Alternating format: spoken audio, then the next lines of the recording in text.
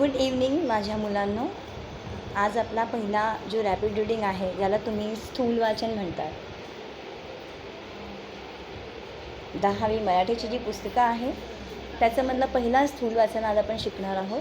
मोठे होत असलेल्या मुलांना, बडे होते हुए बच्चों, डॉक्टर अनिल काकोडकर ह्यांनी हा धडा लिहिला आहे. भारतातील सुप्रसिद्ध अणुशास्त्रज्ञ, ॲटॉमिक रिसर्चर, भारतीय अणुऊर्जा मंडळाचे माजी अध्यक्ष, माजी म्हणजे पूर्वीचे, पहले के जो पहले रह चुके हैं अध्यक्ष, भारत सरकारच्या पद्मविभूषण पुरस्काराने सम्मानित, पद्मविभूषण पुरस्कार से सम्मानित किए गए हैं. मोठे होत असलेल्या मुलांना उद्देशून, बढ़ते हुए बच्चों को उद्देशित करते हुए डॉक्टर काकोडकर ये एक पत्र लिख रहे हैं बच्चों के लिए. बच्चों, बार्क BARC बाबा ॲटॉमिक रिसर्च सेंटर यामधील अनुभव मुलांचे भावविश्व निश्चित समृद्ध करतील. कि इसके चलते उन्होंने अपना एक्सपिरियन्स, आपले स्वतःचे अनुभव त्याने सांगितलेला आहे, ज्याच्याने मुलांना पण त्यांची जी प्रज्ञता आहे त्याच्यामध्ये कळेल की नक्की काय करावं. कुठल्याही मोठ्या कामाची सुरुवात असंख्य छोट्या छोट्या कामामधून होत असते. किसी भी बड़े काम की शुरुआत हमेशा छोटे काम से ही शुरू होती है, क्योंकि कोई भी काम छोटा नहीं होता. म्हणून कोणतेही काम कमी दर्जाचे न मानता, दर्जाचे म्हणजे कमी पदाचे, मग कुठल्याही कामाला छोटा न मानता ते करायची सवय ठेवली पाहिजे. सवय म्हणजे आदत. आदत को क्या बोलते हो? ठेवली तर मोठी कामे करताना अडचणी येत नाहीत. मतलब आपको कोई रुकावट नहीं आती. असा संदेश ते या पाठात देतात कि हर बड़े काम की शुरुआत किसी छोटे काम से ही होती है. मोठे होत असलेल्या मुलांनो, ये एक पत्र लिखा है. या पत्रातून मी तुम्हाला माझे बार्क BARC बाबा ॲटॉमिक रिसर्च सेंटर, इसको अंडरलाईन करना आहे, कारण ह्याचा फुल फॉर्म म्हणजे बार्क म्हणजे मध्ये नक्की काय हे तुम्हाला कधी कधी परीक्षेमध्ये विचारलं जातं. BARC means what? बाबा ॲटॉमिक रिसर्च सेंटर, बाबा ॲटॉमिक अनुसंधान केंद्र मधील 2 अनुभव सांगणार आहे. अपना 2 एक्सपीरियंस बताने वाले हैं. मला खात्री आहे म्हणजे विश्वास, माझे हे 2 अनुभव तुम्हाला अधिक अभ्यास करून तुमच्या भूमिका निश्चित करायला मदत करतील. अपने उस 2 अनुभव से, एक्सपीरियंस से वो आपको ऐसा कुछ बताने वाले हैं कि आपके ज़िंदगी की दिशा ज़रूर इससे कुछ न कुछ बदलाव लाएगी. तर मुलांनो, आधी मी माझे 2 अनुभव सांगतो. हे दोन्ही अनुभव मी कॉलेज संपवून बार्कमध्ये ट्रेनिंग स्कूलला गेलो तेव्हाचे आहेत. अरे हो, बार्क म्हणजे बाबा अणुसंशोधन केंद्र या नावाचे लघुरूप आहे. अंडरलाइन करना है इसको कि इसका लघुरूप क्या है. प्रश्न विचारले जातात. होमी भाभा, डॉक्टर होमी भाभा यांनी भारतातील अणुसंशोधनाचा पाया घातला. पाया म्हणजे एखादा इमारतीची जी सुरुवात असते ना, पायाभरणी करतो आपण, नीव घालतो, म्हणजे बेसिक ज्याला तुम्ही म्हणता ते. म्हणून त्यांचे नाव या संस्थेला दिले आहे. उसकी नीव, उसका सुरुवात, त्याचा आरंभ त्यानेच केला, म्हणून त्यांच्याच नावाने हे प्रसिद्ध झालं.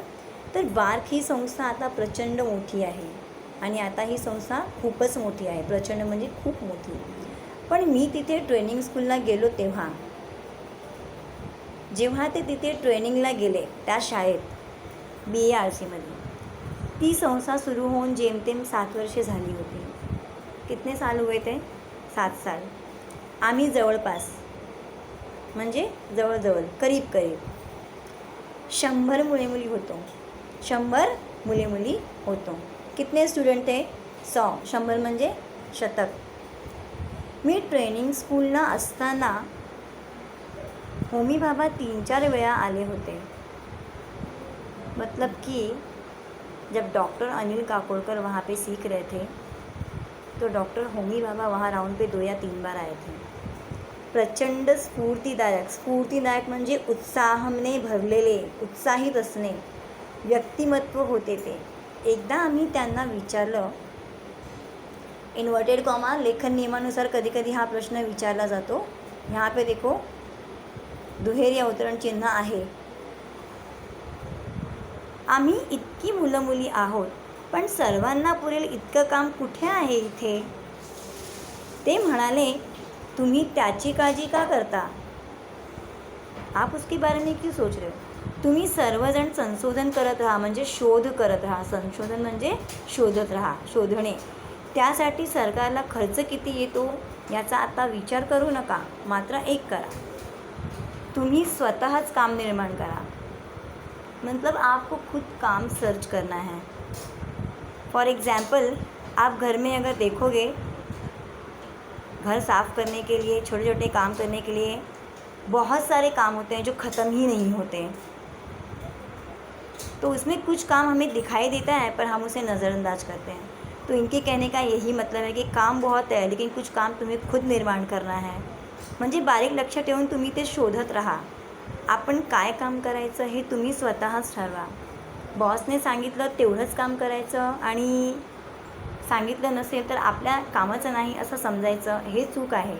म्हणजे तुम्ही विद्यार्थी असतानाही टीचरने IMP दिला आहे किंवा हे असं सांगितलं आहे तेवढंच अभ्यास करायचा नाही आहे, हे तुम्हालाही शोधायला हवं की अजून आपण काय करू शकतो।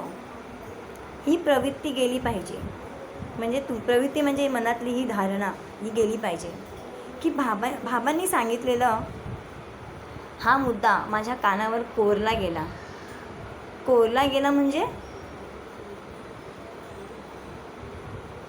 कायमपणे त्यांचा मनात राहिला, ते जसं एखादा कोणी लिहून ठेवतो ना त्या प्रकारे। आणि मुलांनो, स्वानुभवाने सांगतो, एकदा हे लक्षात आलं तर स्काय इज द लिमिट। बोट धरून चालवणं किंवा दिशा दाखवणं हे पहिल्या 8-10 वर्षापर्यंत ठीक आहे।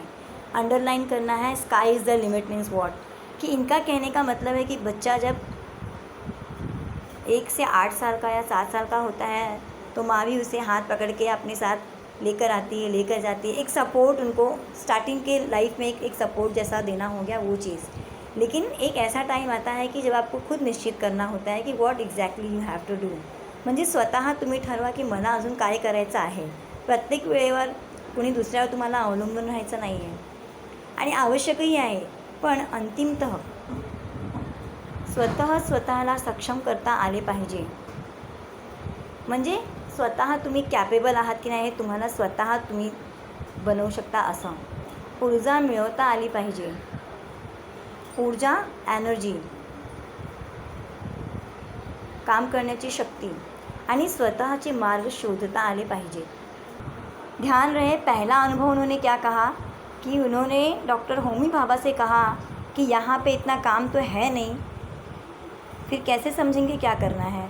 तो उन्हें क्या रिप्लाई मिला कि काम तुम्हें खुद ढूंढना होगा, स्वतः शोधा, काम भरपूर असतो आणि त्याच्यावर तुम्ही आपले संशोधन लावा। जे काही खर्च होईल ते तर आम्ही करूच। ये पहला अनुभव था। और दूसरा क्या था, दूसरा अनुभव सांगतो। ट्रेनिंग स्कूलमधील प्रशिक्षण संपवून मी बार्कमध्ये इंजिनियर म्हणून जॉईन झालो। तेव्हा तिथे मेटलायझिंग प्रक्रियेवर मला काम करायला सांगण्यात आलं। अंडरलाइन करना है, what do you mean by metallising. मेटलायझिंगचा अर्थ आहे एका धातूवर दुसऱ्या धातूची परत घालणे, layer to layer on metal. ये IMP क्वेश्चन है, बहुत IMP क्वेश्चन है कि मेटलाइजिंग प्रक्रिया के समय उन्होंने क्या बोला और मेटलाइजिंग है क्या, उनका क्या एक्सपीरियंस था। तो ऐसा क्वेश्चन आता है। मला काम करायला सांगण्यात आलं। आमच्याकडे त्यासाठी यंत्रसामग्री होती पण कोणीही ती गरज वापरली नव्हती। म्हणजे यंत्रसामग्री होती मेटलाइजिंग प्रक्रियेसाठी पण कोणीही ती गरज वापरली नव्हती। म्हणून मी म्हणालो मी यावर काम करतो, पण यासाठी मला एक वेल्डर व एक फोरमॅन याची गरज आहे। तेव्हा मला सांगण्यात आलं, फिर से देखो दुहेरी अवतरण चिन्ह, तुला आता काहीच मदत मिळणार नाही. तुम्ही स्वतःला सर्व करावं लागेल. अब आपको कोई मदद नहीं मिलेगी. आपको खुद ही स्वयं ही सब कुछ करना है. वरिष्ठांची म्हणजे तिकडच्या मोठ्या मंडळींची, जो आपके आदरणीय होते म्हणजे वरिष्ठ तुमच्यावरचे, त्यांच्यावरचे जे होते. आज्ञा म्हणून मी सुरुवात केली आणि बरीच धडपड करून ते काम पूर्ण केलं. मग त्यांनी त्या कार्यक्रमाची व्याप्ती वाढवली. म्हणजे ते काम जरा मोठे वाटायला लागले. कामाची वेळ वाढवली. हे करूया ते करूया असं बरंच काय काय म्हणाले. आणि मग विचारलं, आता सांगा तुला काय पाहिजे. सांग तुला काय पाहिजे. तुला वेल्डर मिळेल, फोरमन मिळेल, आणखी जे हवे असेल ते सर्व मिळेल. यावर मी म्हणालो, आता मला काहीच नको, मी स्वतः सर्व करीन. तेव्हा ते म्हणाले, काम सुरू करण्याआधीच लोक काय काय मागण्या करतात. आणि या वृत्तीमुळेच आतापर्यंत ते काम झालेच नव्हते. म्हणजे मेटलायझिंग प्रक्रिया ही सुरुवात झालीच नव्हती. का? कारण सगळ्यांना अशीच अडचण होती की त्यांना वेल्डर आणि फोरमन पाहिजे, पण कोणीही स्वतः प्रयत्न केला नव्हता की हे स्वतः करता येईल काय, आणि ते करून दाखवलं त्यांनी. म्हणून आम्ही तुला वेल्डर व फोरमॅन द्यायला नाही म्हणालो होतो. मात्र आता तुझ्या हाताखाली पाहिजे तेवढे लोक घे. मतलब इस काम को करने के बाद वो इतने प्रसिद्ध हो गए कि अब उनके अंडर में काम करने वाले उनको मिल रहे थे, वो इतने ऊंची पदवी पे आ गए. आता ते तुझं ऐकतील, कारण त्यांनी पाहिलं आहे तू हे करू शकतोस. आणि आता हेही लक्षात घे की एकटा माणूस जास्त काम करू शकत नाही. थोडक्यात काय तर तुम्ही करू शकता हे आधी दाखवा, पण इतरांस काम सांगा. आपल्याला येत नसताना दुसऱ्यांना काम सांगणं योग्य नाही. हा धडा त्या दुसऱ्या अनुभवातून मैं शिकलो.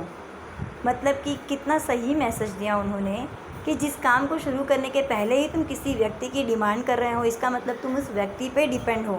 तुम खुद जो नहीं कर सकते तुम दूसरों को वो कैसे सिखा सकते हो या उनसे एक्सपेक्ट कैसे कर सकते हो. लेकिन उन्होंने वो सारे काम खुद किए और वो इतने प्रख्यात हो गए, इतने प्रसिद्ध हो गए कि अब उनके अंडर में काम करने के लिए लोग सामने से कह रहे थे कि आपको जितने भी हेल्पर चाहिए वो मिलेंगे, क्योंकि वो आपसे ये सीख लेंगे की ये काम आपने अकेले किया है, तो उन्हें डेफिनेटली सीखना ही होगा. तर मुलांनो, जवळपास 50 वर्षापूर्वीचे हे 2 अनुभव मला आजही खूप महत्त्वाचे वाटतात. यातील आशय तुम्ही आता नीट समजून घेतला तर मोठे होण्याच्या प्रक्रियेत तुम्हाला त्याचा फायदा होईल याची मला खात्री आहे. यातील आशय म्हणजे अर्थ.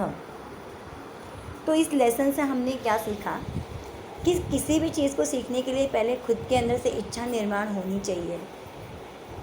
आप किसी भी चीज़ को आरंभ करने के लिए जब ये कहते हो कि किसी चीज़ का अभाव है, तो अभाव में भी शिक्षा हासिल की जाती है. अभाव में भी कुछ चीज़ों की शुरुआत की जा सकती है. और इस अभाव में जब आप कुछ करके दिखाते हो तो वो आपकी सबसे बड़ी मेहनत होती है. तर त्यांचं म्हणणं हेच आहे की आधी तुम्ही स्वतः करायला शिका, म्हणजे तुमच्याकडून लोक शिकतील. Okay, I hope you understood the lesson.